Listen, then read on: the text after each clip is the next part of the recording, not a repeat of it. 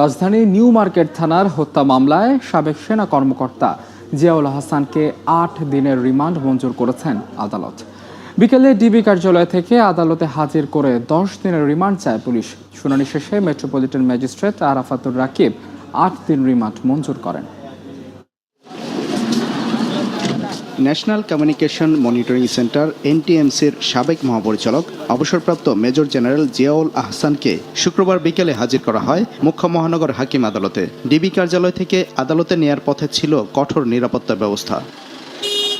রাজধানীর new market থানার হত্যা মামলায় জিজ্ঞাসাবাদের জন্য তাকে ১০ দিনের রিমান্ডে নেয়ার আবেদন করে পুলিশ।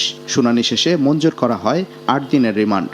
শুনানিতে আইনজীবীরা বলেন, আওয়ামী লীগ সরকারের ক্ষমতা টিকিয়ে রাখতে জিয়াউল আহসান নানা অবৈধ এজেন্ডা বাস্তবায়ন করেছেন।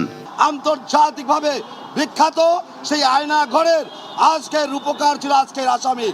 আপনারা জানেন, এই একটি শ্রেণীর একটি ব্যক্তির ক্ষমতাকে কুক্ষিগত করার জন্য, স্থায়ী করার জন্য আজকের এই আসামির মতো কয়েকজন উচ্চ পদস্থ সেনাবাহিনীর কর্মকর্তা, পুলিশ কর্মকর্তা, র্যাব কর্মকর্তারা মানুষের কণ্ঠ চেপে ধরেছিল।